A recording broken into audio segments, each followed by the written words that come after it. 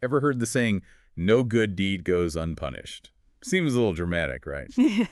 Well, today's deep dive, we're looking at a case from the Philippine Supreme Court, and let me tell you, it really makes you wonder about that whole saying. We're going to unpack how a simple bonus payment, meant to reward efficiency, turned into this whole debate about government regulations, accountability, all that fun stuff. What's so interesting about this case is that it really highlights that tricky balance between, on the one hand, you want to reward people for doing good work, right? But then on the other hand, you've got to make sure that public funds are being used responsibly. Finding that sweet spot can be tough. So, okay, let's set the stage. We're talking about the Intercountry Adoption Board, ICAB for short.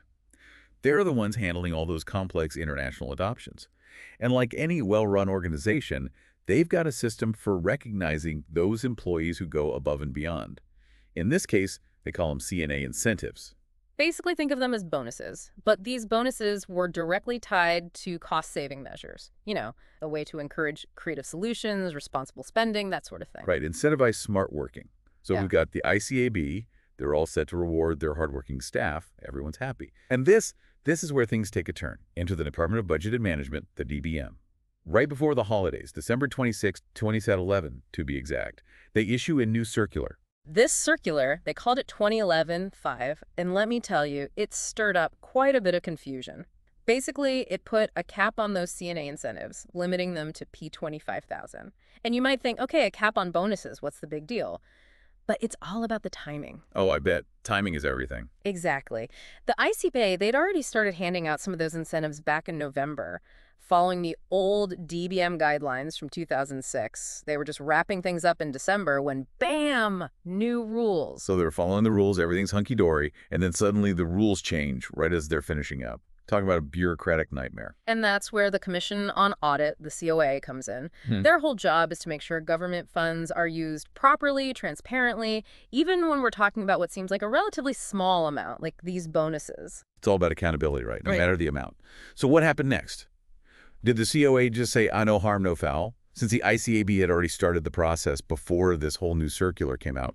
Not quite. The COA saw it as a violation, and this is where understanding those DBM circulars, what they actually said, becomes super important. All right, let's dive into these DBM circulars, because something tells me this is where things get a little messy. We got the 2006 circular, the one the ICAB was initially following, and then this new 2011 circular that kind of throws a wrench in the whole thing. Exactly. So the 2006 circular, it wasn't quite as specific about the actual amount for these CNA incentives, but it did emphasize that it should be a one-time benefit given at the end of the year. And the COA, they really latched onto that one-time part. They argued that the ICAB making multiple payments throughout the year, well, that went against what the guidelines intended. So the ICAB is thinking, we're good. We're using the 2006 circular as our guide. But the COA is essentially saying, hold on a second, there's a bigger picture here. Yeah, you could say that. But of course, the ICAB, they had a counter-argument. They were adamant that they were acting in good faith. They had done their due diligence, calculated the total incentive amount based on actual savings, completed projects, you name it. They were checking all the boxes outlined in the 2006 circular. Their point was, how could we have possibly known about this new cap? The 2011 circular came out so late in the game. Yeah, that makes sense. It's almost like a question of fairness, isn't it? Were they really expected to just drop everything and completely revamp their process because of a circular that came out practically on the eve of their final payments? And it gets even more complicated. The ICAB, they pointed out that this 2011 circular, it wasn't even officially published online until January 2012. We're talking a full month after they'd already made those final payments. Oh, wow. Okay. Now, that's a pretty compelling point. I mean, it raises the issue of, like, effective communication, right? Yeah. Can organizations really be held accountable for information that they couldn't even access easily? I mean, what did the COA have to say to that? Well, the COA, they didn't budge. They stuck to their guns. They basically said that online publication wasn't a requirement for the circular to actually take effect. It was essentially a, sorry, ignorance is not a defense kind of situation. They were saying the rules are the rules, regardless of when the ICAB actually became aware of them. So we've got ourselves a real bureaucratic logjam here. On one hand, you've got the ICAB who thought they were doing everything by the book, and suddenly they're the ones in violation. And on the other hand, you've got the COA who are super strict about upholding those regulations. I think I'm starting to understand how this whole thing ended up at the Supreme Court. And this is where things get really serious for one person in particular, Bernadette Lourdes B. Abejo. She was the executive director of the ICAB. In fact, this whole case is actually named after her because she was held personally liable for those excess payments. Wait, personally liable, you mean like she was going to have to pay the money back herself? Out of her own pocket?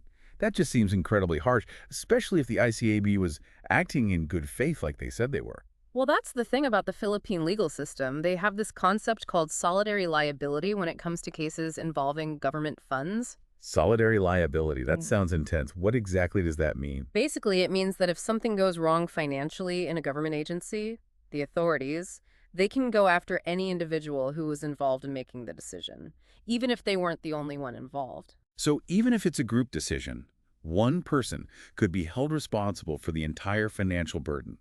That's a lot of pressure on one person. It is.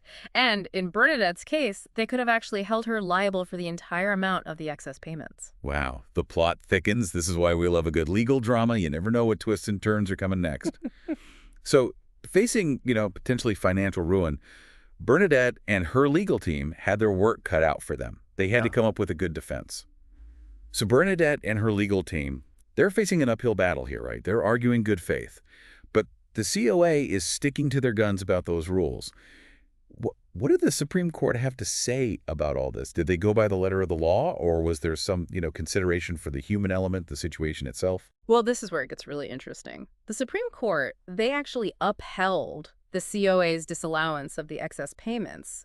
So yeah, legally speaking, the ICIB was in violation. See, I gotta admit, I'm a little surprised. It really sounded like Bernadette and the ICAB. They had a pretty strong case. They did, but here's the real kicker. While the court said, yeah, there was a violation, they also excused Bernadette from having to personally pay anything back. She wasn't on the hook for that money. Whoa. Okay, I did not see that coming. Talk about a plot twist. This is why we love diving into these cases. You never know what you're going to find. But how did the court justify that? How can they say there was a violation but then not hold Bernadette accountable? Basically, the court, they recognized that, yeah, a mistake happened, but there wasn't any evidence that Bernadette acted in bad faith or that she was, negligent in any major way. They drew a line between, like, a genuine oversight and someone intentionally doing something wrong. To them, Bernadette, she was just trying to do her job. Yeah. Right. Using the information and guidelines that she had at the time. So it was like the court was saying, okay, there was a mistake, but she wasn't trying to pull anything sneaky. Exactly. They even brought up this previous case, Monteo v. Commission on Audit, to back up their decision. And that case, it also had to do with CNA incentive overpayments. And in that situation, the court also decided not to hold the official personally liable because they had acted in good faith, even though they kind of misinterpreted some complicated regulations. So precedent played a role here. That makes sense. The Supreme Court, they're not making these decisions in isolation. They're building on what's come before. Absolutely. And, I think this whole thing, this case, it really highlights something important for everyone and not just people working in government either. It shows how crucial clear communication is, right? And having easily accessible information, especially when it comes to those rules and regulations that have real consequences. Because let's be real, most of us, we're not lawyers. And even lawyers, they can get tripped up by all that bureaucratic stuff. No doubt. We should all try our best to be informed, follow the rules, all that. But it's also good to know that the legal system, it does take into account honest mistakes, that it differentiates between those and intentional wrongdoing. 100%. Well, there you have it. That's our deep dive into this fascinating case from the Philippine Supreme Court. It really goes to show that even with all those government regulations, legal battles, there's still room for recognizing good intentions. And of course, for understanding that we all make mistakes, and the important thing is to learn from them. Plus, hey, sometimes a good deep dive can uncover some really surprising details, those unexpected twists and turns. That's what makes exploring the legal world so fascinating.